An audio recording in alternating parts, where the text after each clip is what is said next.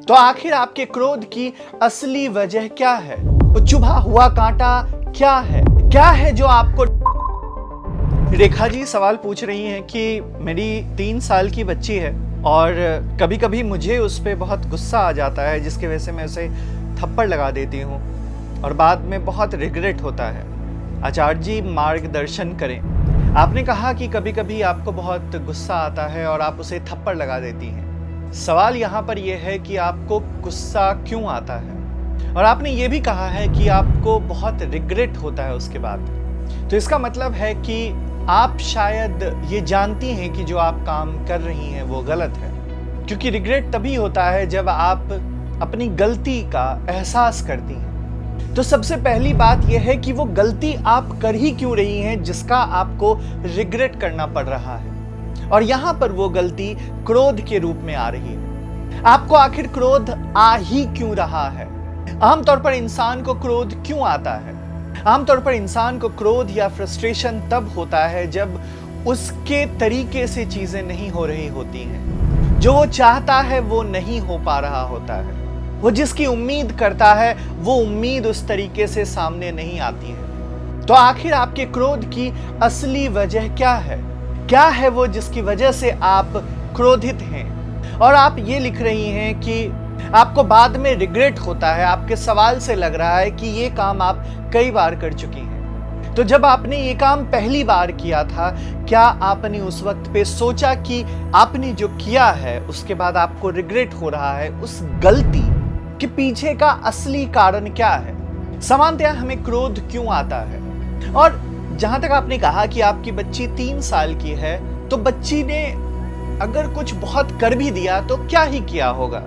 शायद सही से खाना नहीं खा रही होगी, थोड़ी सी शैतानियां जो हर बच्चे करते हैं वो शैतानियां कर रही होगी। दरअसल वो कौन सी चीज है जो आपको चुभ रही है जिसकी वजह से आप इस स्टेज पर लगातार पहुंच जाती हैं? पहले उस सिम्टम को ढूंढना बहुत जरूरी है। मान लीजिए कि आपके हाथ में एक कांटा चुभ गया। आप उस कांटे को इग्नोर लगातार करते रहते हैं, पर जब भी कोई भी उस कांटे को टच कर दे, दबा दे, तो आपको दर्द का एहसास होता है। तो आखिर जिस वक्त पर आप एक ऐसी भावना का सामना करती हैं जिसको आप कंट्रोल नहीं कर पाती है, उसके पीछे के क्या कारण है? वो चुभा हुआ कांटा क्या है? आजकल की माएं बाहर का भी काम करती हैं, घर का भी काम करती है और साथ में बच्चों का भी पालन पोषण करती है, जिसकी वजह से वो थक जाती हैं।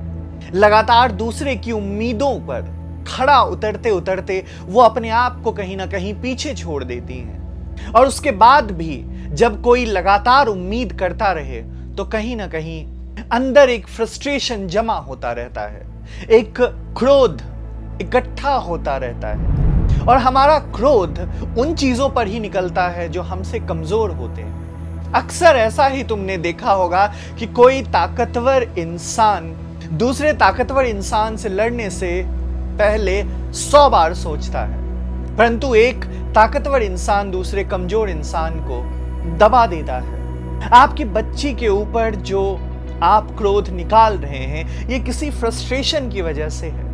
इसके पीछे कुछ जमी हुई चीज है जिसे हटाकर देखना पड़ेगा कि उसके अंदर क्या है।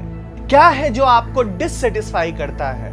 क्या है आपको जो इस सिचुएशन में, परिस्थिति में खींच कर लेकर आता है और वो गलतियां करवाता है और आप कंट्रोल नहीं कर पाते हो, क्योंकि आपने कहा है कि आप रिग्रेट करते हो उसके बाद। वो कौन सी ऐसी बात हो जाती है, वो कौन सी ऐसी दुखती रग पे हाथ रख दी जाती है जिसकी वजह से आप उस सिचुएशन में अपने ऊपर कंट्रोल खो देते हो और कमजोर पड़ जाते हो। क्रोध आना कमजोरी की निशानी है, परंतु उससे पहले इस बात को समझना कि क्रोध क्यों आ रहा है, ये वास्तविक रूप में ताकत की निशानी है। एक तरीका इसका तो यह है कि जब आपको क्रोध आए तो आप कुछ पल के लिए उस परिस्थिति से दूर चले जाएं और कुछ ही पलों के बाद सोचें, क्योंकि क्रोध में सोचना संभव नहीं होता है, पर आप परिस्थिति से दूर जरूर जा सकते हैं। और सोचिए कि आखिर वो क्या चीज थी जिसने आपको ट्रिगर किया, उस मोमेंट पर आपको उस कमजोरी का एहसास हुआ, उस कमजोरी के एहसास के पीछे की वजह क्या है जिसकी वजह से आपको गुस्सा आया। अपने भीतर झांक कर देखिए, खुद से सवाल पूछिए, और जब आप ऐसा करेंगे तो पाएंगे कि आपको असली वजह का पता चलेगा। आपने कहा आप रिग्रेट करती हैं, इसका मतलब है कि आप जानती हैं कि वो काम गलत है। आप स्वयं जानती हैं इस बारे में। आपको केवल खुद से ये पूछना है कि वो कौन सी चीज है जो आपको इतना परेशान कर रही है। और जब आपको अपनी परेशानी का पता चल जाए, जब आपके सामने वो आ जाए, तो आप उससे आंखों से आंखें मिलाकर बात करिए। उस परेशानी का हल ढूंढने की कोशिश करिए। आप उस प्रॉब्लम को पहले अपने सामने लेकर आइए। आप देखिए, आपको जो आपसे शिकायत है वो खत्म होने लगेगी।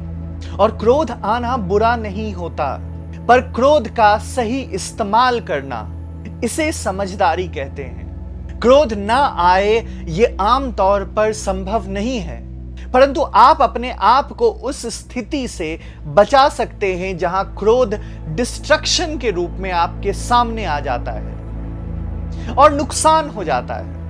जब आप उस बच्चे पर हाथ उठाते हैं, आप देखिए आपको रिग्रेट होता है, इससे आपका नुकसान हो रहा है। आप खुद से सवाल करते हैं, खुद पर सवाल उठाना शुरू कर देते हैं। तो सबसे पहले तो जब अगली बार ऐसा कुछ क्रोध आए, तो आप उस सिचुएशन से खुद को अलग करिए और फिर उस परिस्थिति में झांक कर देखिए कि आखिर वहां चल क्या रहा है।